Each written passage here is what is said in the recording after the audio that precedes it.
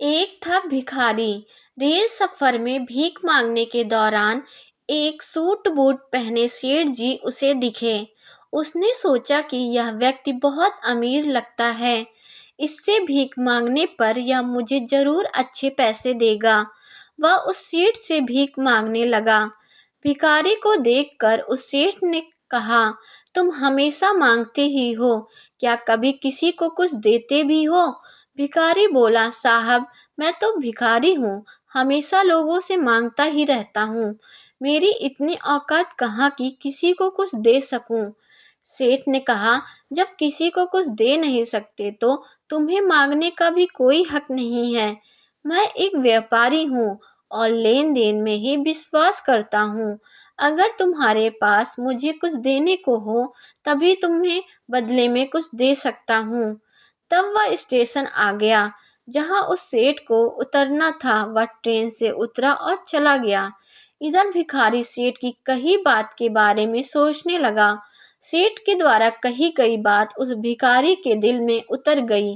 वह सोचने लगा कि शायद मुझे भीख में अधिक पैसे इसलिए नहीं मिलता क्योंकि मैं उसके बदले में किसी को कुछ नहीं दे पाता हूँ। लेकिन मैं तो एक भिखारी हूँ, किसी को कुछ देने लायक हूँ भी तो नहीं।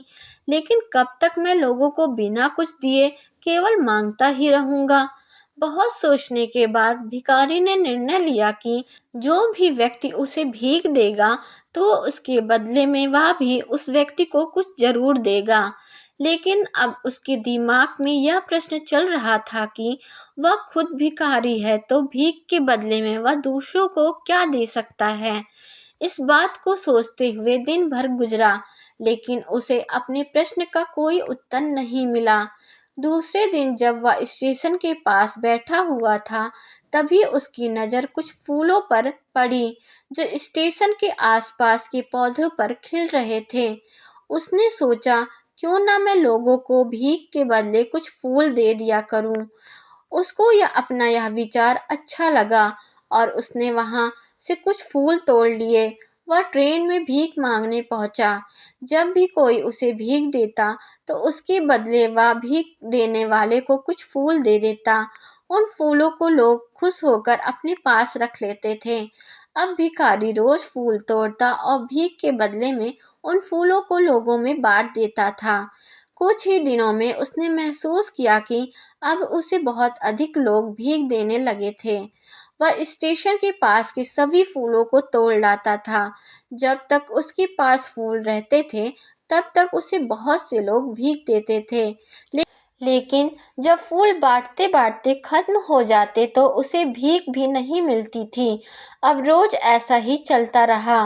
एक दिन जब वह भीख मांग रहा था तो उसने देखा कि वही सेठ ट्रेन में बैठे हैं, जिसकी वजह से उसे भीख के बदले फूल देने की प्रेरणा मिली थी। वह तुरंत उस व्यक्ति के पास पहुंच गया और भीख मांगते हुए बोला, आज मेरे पास आपको देने के लिए कुछ फूल हैं, आप मुझे भीख दीजिए, बदले में मैं आपको कुछ फूल दूंगा। सेठ ने उसे भीख के रूप में कुछ पैसे दे दिए और भिखारी ने उसे कुछ फूल दे दिए। उस सेठ को यह बात बहुत पसंद आई। सेठ ने कहा, वाह, क्या बात है, आज तुम भी मेरी तरह एक व्यापारी बन गए हो। इतना कहकर फूल लेकर वह सेठ स्टेशन पर उतर गया। लेकिन उस सेठ के द्वारा कही गई बात एक बार फिर से उस भिखारी के दिल में उतर गई। वह बार बार उस सेठ के द्वारा कही गई बात के बारे में सोचने लगा और बहुत खुश होने लगा। उसकी आंखें अब चमकने लगी। उसे लगने लगा कि अब उसके हाथ सफलता की वह चाबी लग गई है जिसके द्वारा वह अपने जीवन को बदल सकता है। वह तुरंत ट्रेन से नीचे उतरा और उत्साहित होकर बहुत तेज आवाज में ऊपर आसमान की ओर देखकर बोला, मैं भिखारी नहीं हूँ, मैं तो एक व्यापारी हूँ। मैं भी उस सेठ जैसा बन सकता हूँ, मैं भी अमीर बन सकता हूँ। लोगों ने उसे देखा तो सोचा कि शायद यह भिखारी पागल हो गया है। अगले दिन से वह भिखारी उस स्टेशन पर फिर कभी नहीं दिखा। एक वर्ष बाद इसी स्टेशन पर दो व्यक्ति सूट बूट पहने हुए यात्रा कर रहे थे। दोनों ने एक दूसरे को देखा तो उनमें से एक ने दूसरे को हाथ जोड़कर प्रणाम किया और कहा, क्या आपने मुझे पहचाना? सेठ ने कहा, नहीं तो शायद हम लोग पहली बार मिल रहे हैं। भिखारी ने कहा, सेठ जी आप याद कीजिए, हम पहली बार नहीं बल्कि तीसरी बार मिल रहे हैं। सेठ ने कहा, मुझे याद नहीं आ रहा, वैसे हम पहली 2 बार कब मिले थे। अब पहला व्यक्ति मुस्कुराया और बोला, हम पहले भी 2 बार इसी ट्रेन में मिले थे। मैं वही भिखारी हूँ जिसको आपने पहली मुलाकात में बताया कि मुझे जीवन में क्या करना चाहिए, और दूसरी मुलाकात में बताया कि मैं वास्तव में कौन हूँ। नतीजा यह निकला कि आज मैं फूलों का एक बहुत बड़ा व्यापारी हूँ और इसी व्यापार के काम से दूसरे शहर जा रहा हूँ।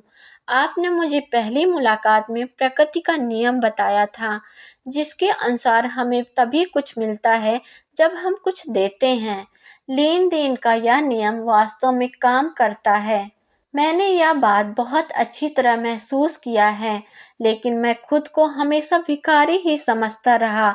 इससे ऊपर उठकर मैंने कभी ही नहीं सोचा था। और जब आपसे मेरी दूसरी मुलाकात हुई, तब आपने मुझे बताया कि मैं एक व्यापारी बन चुका हूँ। अब मैं समझ चुका था कि वास्तव में एक भिखारी नहीं बल्कि व्यापारी बन चुका हूँ। भारतीय मनीषियों ने संभवतः इसलिए स्वयं को जानने पर सबसे अधिक जोर दिया और फिर कहा, समझ की ही तो बात है।